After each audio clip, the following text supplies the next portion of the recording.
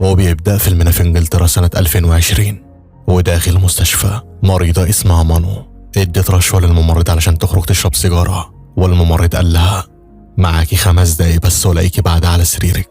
رجع بعدها بدقايق لقى الكرسي فاضي، ومانو هربت بكانونة المحاليل والناس كلها بقت مستغرباها. وبعد ما نزلت راحت لمحامي قديم هي تعرفه وقالت له عملت لي ايه في التأشيرة بتاعتي؟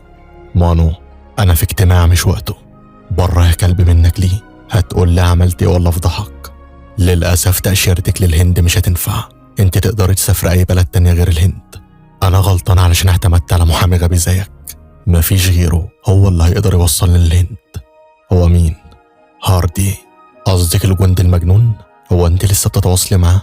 للصراحة لأ، آخر مرة شفته لما كنا في المحكمة من 25 سنة، بس أنا لازم أوصله بأي طريقة. نروح هنا للهند وبالتحديد في قرية لالتو البنجابية، والعم هاردي مكتسح أصدقائه العواجيز في السباق، وجه مكالمة للأستاذ جولاني صديقه. أول ما سمعها ندهه بأعلى صوته وقال له تعالى بسرعة في اتصال من مانو. ساب هاردي السباق وجري خد الموبايل وهو مش مصدق نفسه إنه هي، وعلشان يصدق قالت له أنا آسفة، عارفة إنك زعلان مني، انت لسه فاكرة ترن عليا؟ مش وقت عتاب، أنا محتاجة إني أقابلك. ليه؟ شكل جوزك مات. ما تهزرش، مش وقته، عاوزك تقابلني في دبي يوم 21. وإلا هيخليني أجيلك يعني؟ هتعرف لما نتقابل. وبعدين انت شكلك خايف تقابلني لمراتك تعرف. لو خايف قول لها صديقتي القديمة اتخدعت ومحتاجاني لمدة يومين بس. اتخدعت ازاي مش فاهم؟ لما تيجي هتعرف. سلام. باتل حضر لي 3 تأشيرات لدبي. وليه 3؟ علشان هاخد المخدوعين الباقيين معايا. راحت بعدها قابلت أصدقائها بالي ورجا وقالت لهم أنا هربت من المستشفى وبرتب لسفرنا للهند، هتيجوا معايا؟ انت جبت التأشيرة؟ جبتها بس لدبي للأسف. وليه لدبي؟ احنا هنشوف الهند من برج خليفة؟ ما بهزرش أنا، لو عاوزين ترجعوا الهند معايا هتسافروا معايا دبي. هاردي هيجي ياخدنا مغفلين. أول ما سمعوا اسم هاردي طاروا من الفرحة، وبالي بعدها عرض المحل بتاعه للبيع بسعر قليل جدا. ولما سألوا ليه بتبيعوا بالسعر ده قال لهم خلاص انجلترا ما تلزمنيش لأني راجع لبلدي. وعلى نفس الخطى راجع اتخانق مع مدير المطعم اللي شغال فيه وسابه، وال3 جهزوا للسفر لدبي. وأثناء الرحلة افتكروا الأيام اللي كانوا بيحلموا فيها بالسفر لإنجلترا. وهنا نرجع بالزمن لعام 1995، ومانو بتجري هي وبالي وراجع بعد ما وصل لها خبر إن البنك حجز على بيتهم بسبب القرض الكبير اللي كان سحبه أبوها وما سددوش، واضطروا إنهم يعيشوا في المخزن اللي جنب البيت لأنه مش من ضمن الحجز، وباعوا كل اللي وراهم علشان يسددوا جزء من الدفعة. لكن المبلغ كان كبير والفلوس اللي جمعوها ما عملتش أي حاجة.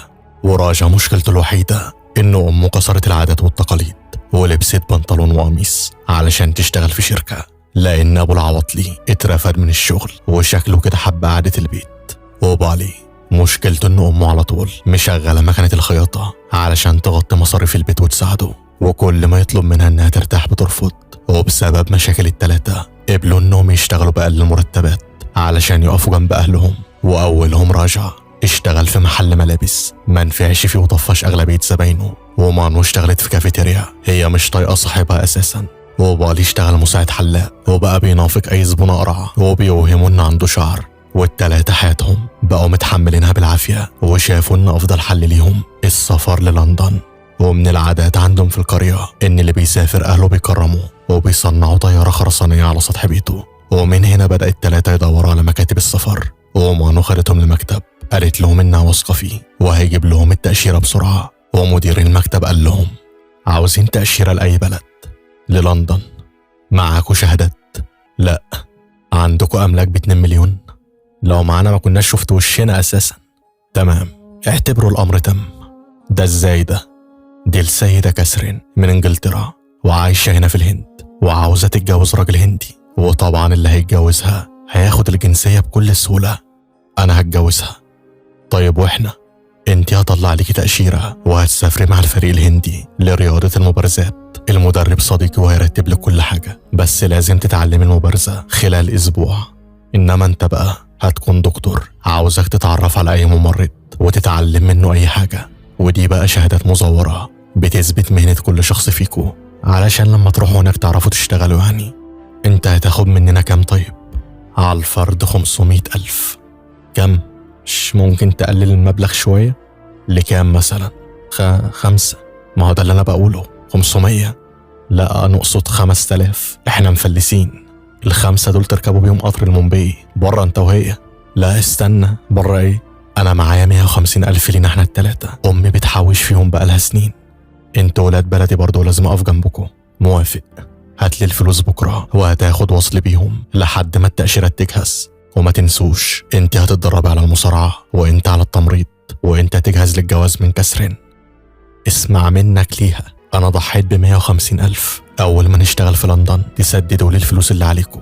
يا سلام، ده انت تؤمر. وصل القرية في الوقت ده الشاب هاردي لزيارة عيلة، ووقع منه أغلبية الهدايا اللي جايبها. وقبل ما ينزل يلمها اشتغل النشيد الوطني للهند، ووقف احتراما وتقديرا ليه. وشخص غير محترم استغل الوضع ولم كل الهدايا وهرب. وهاردي واقف ثبت صنمه ومش قادر يتحرك. وبعد ما النشيد خلص استعوض ربه وراح للكافيتيريا اللي شغاله فيها مانو يفطر. وصاحب المكان اتخانق مع مانو وقال لها صحابك المقاطع دول بيعملوا ايه هنا؟ منتظرني عشان عندي تدريب في نادي المصارعة علشان التأشيرة، انت نسيت؟ لا ما نسيتش، صحابك المقاطع دول بياخدوا مشاريب ببلاش، وناقص كمان تجيب ابوكي. ما تجيبش سيرة ابويا، انا بدفعلهم على فكرة. ادفعلهم في مكان تاني، المكان ده للزباين مش لصحابك. صحابك يبقوا بره المكان علشان تعرفي تشوفي شغلك كويس. للزباين ماشي يا كرومبا، انا مستقيلة ودلوقتي انا زبونة وعازمة اصحابي. روح يلا هاتلي مشروب. يلا اجري انت هتتنح، ده انا هنفخك. استنى يا صديقي، عيب هتمد ايدك على بنت. مين انت؟ هاردي سينغ. بتضربني ليه يا عم انت؟ علمونا في الجيش اضرب وانهي الموضوع فورا. انا كنت اخوفهم بس. الواد ده غدار هيقوم ويحاول يضربني في ظهري، بس انا مش هسمح له اكيد يعني. سيد هاردي، انا مانو، ممكن تعلمني المصارعة؟ انت شكلك موهوب فيها جدا. للأسف مش هقدر، انا في زيارة هنا وماشي خلال ساعات. في شخص اسمه ماهندرا راسم على دراعه فهد وساكن في القرية هنا، حد فيكو يعرفه؟ انا اعرفه جدا، تعال معايا. انت تعرفي منين؟ ده اخويا. اخوكي؟ الصدفة الجميلة دي، انتوا عندكوا بيت كبير وجميل. صح، بس للأسف ما بقاش بيتنا. شايف المخزن الصغير ده احنا عايشين فيه. خدته مانو عرفته على اهلها وقال لهم انا هاردي من مدينة باسنا. انا اعرف شخص اسمه هاردي الديوان عايش هناك. ما هو انا الشخص ده ومختصر اسمي هاردي. هو انت تعيس يا ملعون؟ جرى يا عم الحاج المقابلة دي. مقابلتي؟ انت لسه شفت حاجة؟ الارهابيين ضربوك بالنار وبالصدفة لك ابن ماهندرا في طريقه وشالك على كتفه وخدك للمستشفى وفضل معاك ما سابكش لحظة، وكان معاه ساعتها تسجيل بيشغل لك عليه اغاني دايما، وساب التسجيل ده معاك وعدى سنة وما فكرتش ترجع التسجيل يا حرامي. جرى ايه يا عم؟ خد تسجيلك اهو، تتذلني. وبالنسبة للسنة اللي عدت انا لسه خارج من المستشفى. هو فين ماهندرا؟ اخويا عمل حادثة ومات وملقاش حد يشيله زي ما شالك. خد هاردي الصدمة ومانو حكت له على البيت اللي اتحجز بسبب القرض، وقالت له انا لازم اسافر للندن واثبت لابويا اني قوية وارجع له البيت. مانو، انا موافق على تدريبك للمصارعة، وده جزء بسيط من رد الجميل اللي عمله اخوك معايا، ومش هسيب القرية غير وانا شايفك راكبة الطيارة. بدأ بالفعل يعلمها بعض الحركات لحد ما اتقنتها وجربتها عليه هو شخصيا. وجه اليوم اللي بالي مفروض يتجوز في البريطانية كسرين، ولما وصل المكتب لقى شباب كتير جدا معهم صور كسرين هم كمان منتظرين يتجوزوها. وراجل مجنون اختبروه في المستشفى واتفضح ليكتشفوا ال3 ان مدير المكتب نصاب وخد فلوس راجا وهرب. وراجا بقى يعيط لانه واخد الفلوس من ورا امه على امل انه كان هيشتغل في لندن ويرجعهم تاني في اقرب وقت. والمنقذ هاردي خده من ايده وفهم امه الوضع وضحك عليها بكلمتين ووعدهم انه هيسافر راجا في اسرع وقت لندن. بس امه رفضت قصة السفر وقالت له احلف بحياة جدتك انك مش هتفكر في موضوع السفر ده تاني. حلف من هنا، وتاني يوم ماتت الولية. وفي الجنازة شافوا مكتب للتأشيرات بسعر رخيص جدا وسابوا الجنازة باللي فيها علشان يسألوا. وهاردي جابهم من قفاهم وقال لهم هو انتوا ما بتحرموش؟ عاوزين يتنصب عليكم تاني؟ هنعمل ايه؟ عاوزين نسافر. انا هسفركم وعندي خطة في كورس لغة انجليزية لمدة 90 يوم تابع لوزارة التعليم. هنقدم فيه كلنا، واول ما نتعلم اللغة هناخد تأشيرة طلاب للدراسة في لندن ومعتمدة كمان من الوزارة، يعني هنسافر شرعي. قدموا فعلا هم الأربعة، ومدرس اللغة أنجد اتكلم عن أهم الكلمات وبدأ يحفظهم عن طريق كلمات الأغاني الإنجليزية. وشاب اسمه سوكي محطم نفسيا قال له: هو أنت بتستعبط؟ إحنا كده هنضطر نغني 1000 أغنية في اليوم علشان نقدر بقى نحفظ قاموس اللغة. الكورس لمدة 90 يوم، قول لنا على المفيد وانجز. تعرفوا الشاب ده متضايق من حاجة ولازم أعرفها. اتعرف عليه هاردي بعدها، وبما إنه خبرة شربوا كاس نسى الإحساس. وبدأ سوكي يقول لهم: جاسي البنت اللي بحبها بعد ما أبوها وافق على الخطوبة غدر بيا وجوزها غصب عني لواحد من لندن. أنا بحبها من وإحنا صغيرين ومش قادر أعيش من غيرها. أيوة، وعاوز تسافر لندن ليه؟ لأنها عايشة هناك وجوزها الندل بيضربها. هي بعتت لي جواب حكت لي إن حياتها مش كويسة ومستعدة تسيبه علشاني، وأنا عاوز أسافر أشوفها ولو لمرة واحدة وأقطع إيد جوزها اللي بيمد إيده عليها وبيضربها، ولو ما سافرتش هموت نفسي. سوكي دلنا على بيت أبوها الندل. وداه سوكي للبيت فعلا، شتم الراجل شويتين واداله درس في الأصول. والراجل قال له: كلامك حلو بس مش أنا تشهدها، انت غلطت في البيت يا حبيبي، تشهدها في البيت ده. لا يا راجل، أسفين يا عم بخ.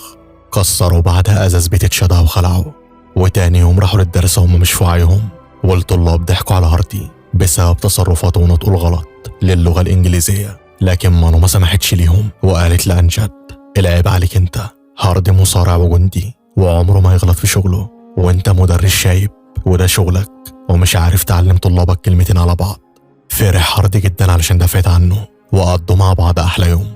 وحب أنجد بعدها يغير من نفسه وعلمهم كلمات كتيرة جدا خلال أيام بسيطة. ويوم اختبار اللغة في الوزارة اتسألوا أسئلة ما كانوش يتوقعوها، وساعة ظهور النتيجة كلهم سقطوا، وبالي أكبر فاشل فيهم هو اللي نجح وخد التأشيرة. وهنا سوكي كان ليه رأي تاني وعاوز يتخانق مع بالي علشان مسافر وهو لأ. وهاردي ثبته وقال له: اهدى، أنا موصي بالي يروح لعنوان جاسي اللي قلت لي عليه وهيخليك تكلمها تطمن عليها. بس أنا كان نفسي أشوفها، المدرس الفاشل ده هو السبب. لو اهتم بينا وعلمنا من زمن كان زماني دلوقتي مسافر. المهم بعد وصول بالي لإنجلترا راح لهم المدرس وقال لهم: أنا ماليش ذنب، ولو بإيدي أديكوا التأشيرة بنفسي هعمل كده بدون تردد. وفي حاجة عاوز أقولها، لو عاوزين تسافروا في طريقة غير شرعية وهو طريق دونكي، مش فاهمين، هتهربوا من على الحدود. بس علشان تكونوا عارفين هتواجهوا مخاطر كتيرة جدا ونسبة وصولكوا 25%. التكلفة كام طيب؟ قبل ما يتكلم جه مكالمة من انجلترا وجري سوكي زي المجنون فاكرها حبيبته، وصدموا بالي بأبشع خبر وقال له: جاسي قتلت نفسها من فترة كبيرة وكانت سايبة لك جواب بتعتذر لك فيه. ساب سوكي التليفون ومشي ما بيتكلمش، وخد بابور الجاز دلقوا على جسمه وولع في نفسه. ولما طفوه كان خلاص بياخد أنفاسه الأخيرة، وقال لهم: اكدبوا على أبويا وقولوا له ابنك خد التأشيرة وسافر ومش ناوي يرجع تاني. المهم بعد ما حرق والله يحرقهم، مش عارف أنا هو مات محروق خلقة أساسا، بتكملوا عليه ليه؟ ما عندكوش إخوات بلاستيك؟ المهم الأخ هاردي قال لهم: أنا مش هسمح بتحطيم أحلامكم زي ما حلم سوكي اتحطم، ومش عاوزكم تفكروا بالانتحار أبدا، ووعد هاخدكم لإنجلترا وهنرمي رماد سوكي جنب قبر حبيبته جاسي. اجهزوا الرحلة دونكي. خلال شهر عدى رتب هاردي تكاليف السفر الغير شرعي وسافر معهم 3 شباب غيرهم. والرحلة هتكون كالآتي: من حدود الهند لباكستان، ومن باكستان لأفغانستان وإيران، ومن إيران لتركيا. المهم لما قربوا من الحدود الباكستانية لقوا برج مراقبة وانتظروا لحد ما الليل، واضطروا انهم يخلصوا في المية بخراطيم تنفس يدوية. ومانو بسبب تعبان عدى من جنبها اترعبت والخرطوم وقع منها وخرجت غصب عنها بره المية علشان تقدر تتنفس. بس هاردي لحقها واداها خرطوم التنفس بتاعه. وعسكري المراقبة في الوقت ده لما حس بحركة في المية بدأ يضرب نار بطريقة عشوائية، ومن حظهم مفيش شخص منهم اتصاب. وقدر هاردي يجيب الخرطوم اللي وقع وكملوا الرحلة الصعبة لحد ما عدوا الحدود وبقوا في باكستان. ومانو قالت له: انت كنت هتموت، ما تخاطرش بحياتك تاني علشاني، انا بتنفسه كويس ويلا علشان رحلتنا طويلة، استنى نستريح شوية، مفيش راحة، انا هعرف احفزكم. الصور دي بالي بعتها لي من اسبوع، هو اشتغل دلوقتي وعنده عربية وبيت كبير، عاوزين احنا كمان نوصل لندن علشان احلامنا، يلا بطلوا كسل. كملوا الرحلة ومع وصولهم لحدود افغانستان عربية خدتهم للحدود الايرانية، وفضلوا ماشيين في صحراء وهم مش عارفين الخطوة اللي جاية هتكون ايه، لحد ما ظهرت عربية تابعة للجيش الإيراني وقفتهم. والضابط لما لاحظ عليهم الخوف قال لهم يلا يلا امشوا. جريوا ال3 شباب وهاردي قال لهم بصوت عالي اقفوا هيقتلكوا. ضربوا الضابط ومشي بكل هدوء وبرود، جهز قناصته واصطاد الأول في التاني والتالت استمتع بقتله بطلقة في نص دماغه، وخد بعدها الباقي للخيمة الخاصة بيه. وفضل مركز مع مانو شوية وشاور لها تدخل تستنى في الخيمة، ولما رفضت وجه لها السلاح وهاردي قام بنفسه خدها بالعافية. والضابط الملعون على صوت الراديو علشان اللي بره ما يسمعوا صوت التحرش، ودخل قال لهاردي تسلم يا ابو الصحاب يلا اخرج بقى. يقوم هاردي يخرج، ما يصحش طبعا، هاردي راجل قوي، مسكه خلص عليه فورا وسحب جثته قعدوا زي الباشا على كرسي، وجذب انتباه العساكر اللي بره هددهم انه هيقتل قائدهم اللي هو ميت في الاساس لحد ما استدرجهم وقتلهم، وحرق بعدها جثث ال3 اللي ماتوا. المهم قابلوا الشخص اللي هيوصلهم للقطر اللي رايح تركيا، واثناء الرحله مانو قالت له افرض الضابط كان قتلك، انت ليه بتغامر بحياتك علشاني؟ علشان بحبك. نعم، بتحبني من امتى؟ من ساعه ما دافعت عني في الدرس. وليه ما اعترفتش ليا من البدايه؟ كنت عاوز اخليها مفاجاه لما نوصل للندن، بس خلاص قلبي ما قدرش على الصبر واعترف. وعدت الليالي ووصلوا لحدود تركيا، ومن تركيا ركبوا سفينه حاويات وصلتهم لمكان معين، وعربيه فيها مهاجرين كتيره جدا فضلوا فيها لمده 20 يوم. وفي النهايه وصلوا لإنجلترا متغلفين في المراتب وشنط العربيات وكراسيها. ورغم المعاناة اللي عاشوها، أول ما عرفوا إنهم في إنجلترا نسيوا كل الوجع والألم، وخدهم هارد البرج الساعة وقال لمانو أنا وفيت بوعدي ليك وبقيت في لندن. بالي الإنجليز عملوا تمثال للواد بالي، هو اتشهر قوي كده؟ لا وكمان بيرموا له فلوس، حتى ريحته المنتنة واخدينها كوبي بيست. بالي انت شغال شحات، هحكي لكم بعدين. خدهم للسكن المشترك اللي قاعد فيه مع شباب، وهاردي قال له البيت الكبير اللي متصور جنبه والعربيات اللي بتقول انها بتاعتك، فين الثروة دي كلها؟ مفيش اي حاجة منها؟ يا كلب، الصور دي بتجذب الشباب وبيخاطروا بحياتهم علشان يوصلوا لهنا. مش ذنبي، الحياة هنا مش زي ما كنا متخيلين. انا بهرب من الحكومة كل يوم لاني بالنسبة لهم يعتبر انسان من العدم، ماليش اي اوراق عندهم. استسلم هارد للامر الواقع وبدأوا يدور على شغل، وفي كل مرة يستقروا فيها الشرطة كانت بتعمل لهم كمين. وفي يوم شخص أجنبي بلغ عن السكن اللي هم فيه، وكالعادة هربوا في آخر لحظة. وهاردي قال لهم كفاية لحد كده، احنا عاملين زي الفيران اللي بتهرب من القطط، مالها بلدنا عايشين فيها بكرامة ومتحملانا. ده انت لو مرضتي مش هعرف اخدك المستشفى، ولو اتخطفتي مش هعرف ابلغ الحكومة، لاننا بالنسبة ليهم ملناش اي وجود. هاردي احنا خاطرنا بحياتنا علشان نوصل، ارجوك اتحمل علشاني واكيد هيكون في حل. موافق، بس لازم نعيش بطريقة شرعية. فضلوا بعدها يبحثوا لحد ما لقوا محامي هندي قال لهم علشان تاخدوا الإقامة لازم تستثمروا في البلد ب1,000,000 جنيه. شوف حل تاني بسرعة قبل ما قلبي يقف. 1,000,000 جنيه يا عم. الحل التاني مانو تتجوز عريس من هنا وتاخد الجنسية، وبعد كام شهر تسيبه وتتجوزها انت كمان وتاخد الجنسية، وصاحبكم هيكون نفس القصة يدور له على عروسة. ولو على عريس مانو، العريس موجود وراكو هياخد 5000 وينفذ. رفض هارد الفكرة ومانو عجبتها جدا، ووعدته انه مش هتخلي الشخص ده يلمسها.